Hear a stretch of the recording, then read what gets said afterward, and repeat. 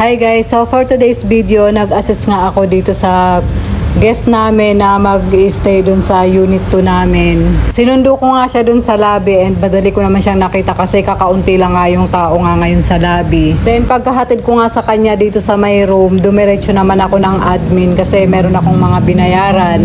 Tulad nga ng tubig, pati na rin nga yung pool na hindi nga binibili kapag kaaraw. Yun yung mga gumagamit nga ng pool sa gabi na walang ticket. So yun, naiipon nga siya at end of the month nga siya binabayaran. So dito nga sa Shell, kailangan talaga lahat ng bayaran mo monthly, mababayaran mo siya. Kasi kapag ka nag-start na naman yung panibagong linggo ng buwan, kapag meron kang mga hindi nabayaran, so hindi nila i-approve yung gap na pinapagawa mo. Tapos bumili na rin ako ng pool ticket para dun nga sa papasok nga namin na guest. So pagkatapos ko naman sa admin, dumiretso naman ako dito sa 9th floor namin kasi palabas na yung guest namin at maglilinis nga ako dito. Umatok nga ako tapos tinaguan ko nga kung sino yung magbubukas. Nakakatuwa kasi itong pamilyang to, parang naging close ko na rin sila. So yun, pauwi na nga sila and alas 5 na nga to ng hapon.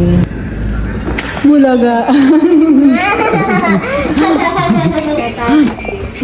Pero wait lang, picture lang kami dito ay. Sige, pipicturean ko rin kayo. Doon na lang, medyo maayos doon sa kabila. Sige. Uwi na sila. Tapos na yung kanilang back. Meron kang umano? Sumaya tapos ang pangarap ko maging Miss Universe. Wow! Miss Universe. Aabangan ko yan, ha? Kailangan maging Miss Universe. Ano ka?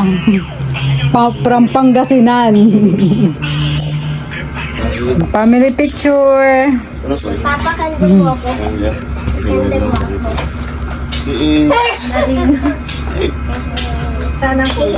So yun nga, bago nga sila umuwi, humingi muna ako ng picture sa kanila and para nga maipang-post ko nga sa page nga namin. Tuwang-tuwa din ako sa family nga na to kasi napaka-generous nila and hindi lang yon, hospitality pa sila. Sabi nga nila sa akin, kapag ka mag-i-staycation nga ulit sila sa susunod, dito nga ulit sila pupunta sa akin. Sabi ko nga anytime, kung gusto nga ulit nila, tawag lang din sila sa akin. So bago nga sila umalis, nagtira pa talaga sila ng pagkain nga para sa akin. May kanin at may ulam din. Sabi ko nga sa bayanan ko na nga ito makakain kasi mayroon nga akong sunod na guest. At 1 hour lang nga yung pagitan para nga sa paglilinis kaya wala na rin talagang time para kumain nga ako dito. So yun, habang umaalis nga sila, hinatid ko na lang din sila ng Tanaw at sinabi ko na nga na mag-iingat sila sa biyahe nga nila. Sa Pangasinan pa nga sila uuwi at nung mga time nga na to, alas 5 nga siya ng hapon kaya sabi ko gagabihin na nga sila masyado sa biyahe. Makainiwan na ID, di ba?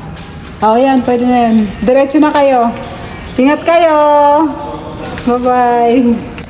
So yung paglabas nga nila, nagmamadali na rin talaga ako maglinis kasi yung kasunudan nga nila nasa lobby na rin siya. Sabi ko nga konting antay lang din kasi yun nga, maglilinis muna ako bago nga sila umakyat. Pagkatapos ko nga sa bed, pumunta naman ako dito sa may living room kasi nagpalit din nga ako ng mga punda ng unan dahil nga yung family na nagstay nga dito, ano sila, 3 gabi at 4 na araw. Pero ito hindi ko muna to malalabhan kasi nga wala pang time kasi may kasunuran na nga agad and yun, ilalagay ko muna to sa may cabinet. So yun nga, pagkatapos ko nga malinis, bababa na nga ako. Chinat ko muna yung kasunod nga nila kasi hindi nga to na-approve yung gap kaya kailangan i-assist din sa lobby. So yun, nag-email naman ako ng maaga kaya lang wala pa ring reply nga yung admin kaya ang nangyari ay i-assist ko nga siya. Binalot ko na nga muna yung binigay sa akin nung family nga na umalis nga dito kasi binigyan nila ako ng chocolate galing nga ng Kuwait. So yun, may kasama pang ang sabon nga yun. Then pababa na nga ako at papunta na ako ng lobby para sunduin ko nga yung sunod nga namin na guest. Ito actually kilala niya ako. Kasi isa siya sa mga taga-subaybay nga ng mga vlog ko nung nandun pa nga ako sa Japan. So yun, hanggang ngayon daw nanonood naman siya and nakakain na rin to dun sa resto nga namin sa may bayanan. Isa sa mga followers ko nga na full support nga siya kasi halos lahat talaga ng business na pinasok ko talagang sinusuportahan nga niya. So nandito nga sila sa lobby nakaupo at kasama nga niya yung kaibigan nga niya. Gusto ko mag-staycation? Sino naman panood niya? Kasi yung uso nga yun. Maganda. Mas maganda dun sa ano sa isa. Ha? Anong floor yun? 12. 25 yun. 12 floor siya.